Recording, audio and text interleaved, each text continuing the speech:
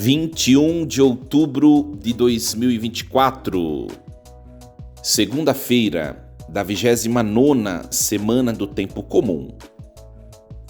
Em nome do Pai, do Filho e do Espírito Santo. Amém. Meus queridos filhos e filhas, muito bom dia, louvado seja Deus. Nos encontrarmos nesta manhã, segunda-feira, iniciando nossos trabalhos, uma semana de trabalhos, de estudos, de correria, né? Louvado seja Deus, que você que está na estrada, indo ao trabalho, à escola, que Deus o acompanhe, o proteja, seja um dia repleto de produtividade. Louvado seja Deus, você que ainda está levantando, que possa também ter um dia cheio de bênçãos por parte de Deus. E nós vamos meditar nesta manhã desta segunda-feira a leitura da carta de São Paulo aos Efésios, o capítulo 2, versículos do 1 ao 10. Irmãos, vós estáveis mortos por causa de vossas faltas e pecados, nos quais vivieis outrora, quando seguieis o Deus deste mundo, o príncipe que reina entre o céu e a terra, o espírito que age agora entre os rebeldes. Nós éramos deste número, todos nós. Outrora nos abandonávamos às paixões da carne, satisfazíamos os seus desejos, seguíamos os seus caprichos e éramos, por natureza, como os demais, filho da ira. Mas Deus é rico em misericórdia. Por causa do grande amor com que nos amou, quando estávamos mortos, por causa das nossas faltas, Ele nos deu a vida com Cristo. É por graça que vós sois salvos. Deus nos ressuscitou com Cristo e nos fez sentar nos céus, em virtude de nossa união com Jesus Cristo. Assim, pela bondade que nos demonstrou em Jesus Cristo, Deus quis mostrar através dos séculos futuros a incomparável riqueza da sua graça. Com efeito, é pela graça que sois salvos, mediante a fé, e isso não vem de vós, é dom de Deus. Não vem das obras, para que ninguém se orgulhe, pois é Ele quem nos fez. Nós fomos criados em Jesus Cristo para as obras boas que Deus preparou de antemão para que nós as praticássemos. Palavra do Senhor. Graças a Deus. Meus queridos, depois de uma parte introdutória que nós ouvimos, desde o meio para o final da última semana, carta aos Efésios, a parte introdutória de louvor a Deus, né, de gratidão a Deus, gratidão também pelos santos da comunidade, pelos fiéis. Hoje nós começamos o capítulo 2 e aqui Paulo ele vai fazer uma memória, né? Nós estávamos mortos por causa das nossas faltas e pecados, né? Como nós vivíamos outrora, ou seja, aqui ele marca uma divisão entre aquele que conheceu Cristo e aquele que vivia no desconhecimento de Cristo. Então, a primeira coisa que essa leitura de hoje nos leva à reflexão é se na nossa vida, né, cada um tem que olhar e fazer um exame de consciência, ou examinar sua própria história. A partir daquele momento que nós tivemos um encontro fecundo com Jesus, efetivamente houve um início de uma vida nova, né? A partir daquele momento que nós tivemos um encontro com o Senhor, cada um se encontrou com Jesus em um tempo diferente da vida. Teve gente que cresceu na igreja, sempre foi de igreja, né? Sempre foi apaixonado por Jesus. Teve gente que vivia no mundo, né? Nas coisas do mundo, e algum evento da sua vida o fez se aproximar de Jesus, e aí essa pessoa começou a caminhar. Teve gente que começou a caminhar a infância toda, depois se afastou, né? E depois de um tempo, com algum evento, acabou voltando. Não sei qual é a sua história, a sua vida, você que me escuta. Mas a partir do momento, hoje você está escutando essa reflexão, quer dizer que Deus já faz uma história com você hoje, né? Mas quando efetivamente começou essa história a qual você vive hoje com Deus, ali iniciou-se um homem e uma mulher nova. É pra gente refletir, sabe por quê? Porque às vezes pode passar o tempo, e nós congregando a igreja, ouvindo a palavra de Deus, participando de movimentos, participando de encontros, e pode acontecer que nós estejamos patinando na mesma situação de vida espiritual, de vida familiar, social, enfim. Ou seja, se eu tenho intimidade com Jesus, Paulo está dizendo, naturalmente, nós nos despojamos, né? Eu me despojo da vida velha. Então, padre, como é que eu vou saber se de fato o encontro com Jesus mudou a minha vida? É simples. E faça esse exame de consciência. Olhe para trás, né? O padre Diego de ontem, de anteontem, de um mês atrás, de um ano atrás, de 3 anos atrás, de 10 anos atrás. Houve um progresso na vida de abraço do Evangelho? Houve um progresso na vida de santificação, na vida de santidade? Houve um progresso no amadurecimento humano, o jeito de enfrentar a vida, o jeito de se relacionar com as pessoas, o jeito de se relacionar consigo mesmo, com seus afetos, com suas paixões interiores? Houve um progresso, um amadurecimento? Se houve, louvado seja Deus. E olha, minha gente, aqui não estou nem dizendo para nós olharmos os nossos pecados e as nossas fragilidades de hoje. Eu estou dizendo para olhar para trás e ver se houve uma evolução, um amadurecimento, uma edificação. Por quê? Porque desafios de viver o Evangelho nós vamos ter até o último suspiro, viu? Desculpa falar. Né? Aquela história protestante, né? As pessoas vivem uma bagunça, vivem na devassidão, na libertinagem, na desordem, né? Vai na igreja de maneira tão irresponsável, aí depois começam a participar da igreja de certos seitas protestantes por aí diz, encontrei Jesus. Nossa, agora de demônio virou anjo. Não existe isso, minha gente. A conversão, ela é progressiva.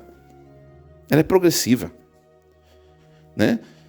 A conversão é progressiva para todo mundo, desde o leigo mais silencioso da comunidade até o Santo Padre, o Papa. Todos nós precisamos nos converter, dia a dia. Só que precisa haver uma caminhada de amadurecimento. E é sobre isso que Paulo está falando hoje. Vós estáveis mortos por causa das vossas faltas e pecados, nos quais vivíeis outrora, quando seguieis o Deus deste mundo, o príncipe que reina entre o céu e a terra. Né? Nós éramos deste número. Todos nós, olha só, outrora nos abandonávamos às paixões da carne, satisfazíamos os seus desejos, seguíamos seus caprichos e éramos por natureza como os demais, filhos da ira. Olha só, a gente precisa perceber se a gente não está nessa situação ainda. Né? Minha gente, as paixões da carne, as fragilidades da nossa humanidade, né? Isso nós vamos levar conosco, como acabei de dizer, até o fim. Só que tem coisas na vida que, por um certo tempo de caminhada diante de Deus e da igreja, já não faz mais sentido. Não faz mais sentido, sabe? Não dá para ficar conciliando algumas coisas velhas com essa vida nova que nós somos convidados a vivermos. Os nossos ímpetos, os nossos desejos, as nossas escolhas, né? Os nossos anseios. Nós precisamos dar passos de santidade. E aí, agora ele vai começar a falar no versículo 6, Deus nos ressuscitou com Cristo e nos fez sentar nos céus em virtude da nossa união com Jesus Cristo. Ou seja, aquele que faz intimidade com Jesus, ele se assenta junto de Jesus nos céus. Olha que bonito, que bonito. Mas é preciso se desprender de algumas coisas. Qual que é o nosso problema? Às vezes nós somos muito teimosos, queremos trazer junto conosco algumas coisas que já não combinam com a vida nova em Cristo. E a gente faz isso, todos nós. Então, à medida que o tempo vai passando, percebamos que nós precisamos amadurecer. Amadurecer. Olha para a sua vida e sua história. Você é capaz de dizer assim, o padre Diego de 10 anos atrás tinha tal dificuldade, tinha tal situação de desafio na prática do evangelho. Hoje já não tem. Louvado seja Deus. Então, houve um amadurecimento, cresceu. Para que nós possamos, meus queridos, como diz o versículo 8, nós possamos gozar da salvação. Né? Olha só, no versículo 6, Deus nos fez sentar nos céus.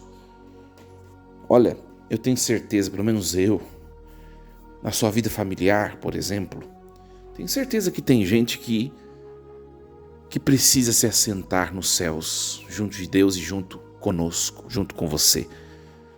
Mas para que, às vezes a gente pede muito, reza muito pelos outros, e nós mesmos estamos longe de Deus.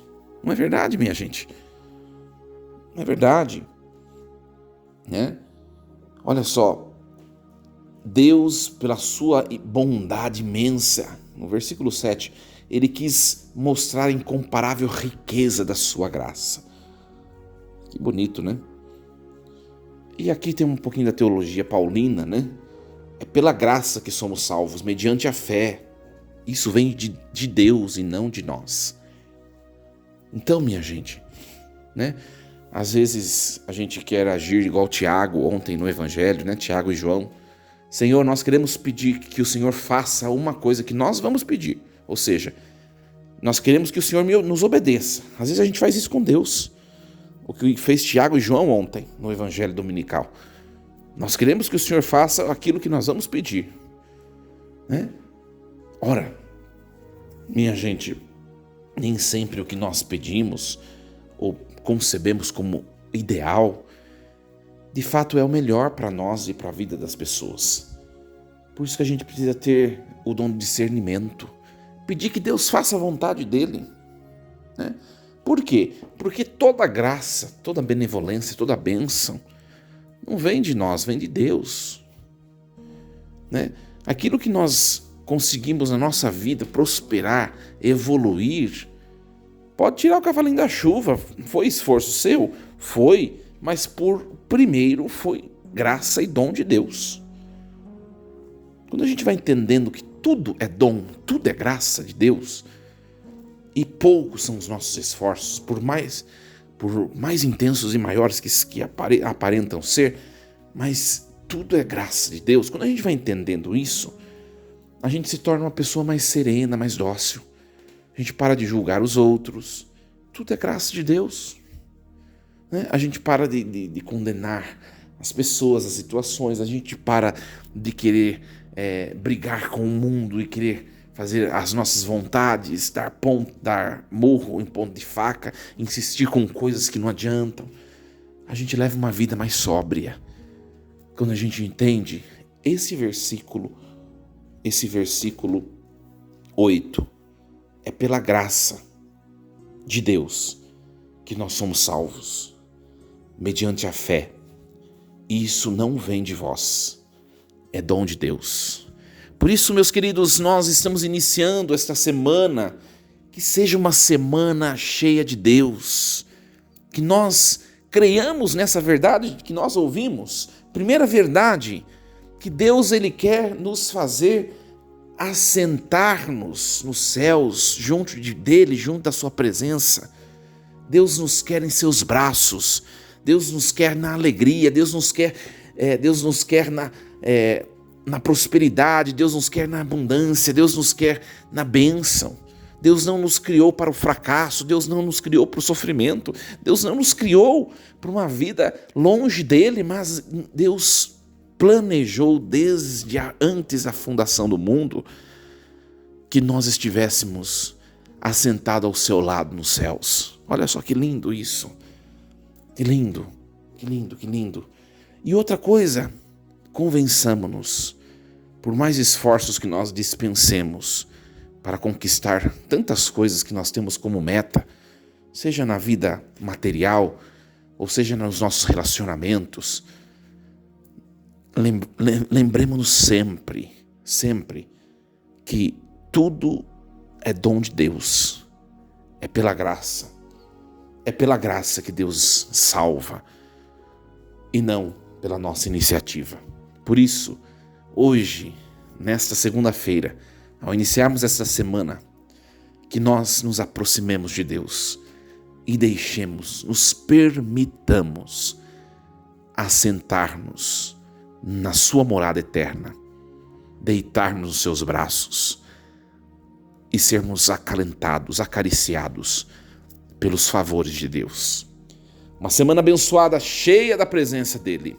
Força e coragem, em nome do Pai, do Filho e do Espírito Santo. Amém. E lembremos-nos sempre, Deus está no comando de tudo.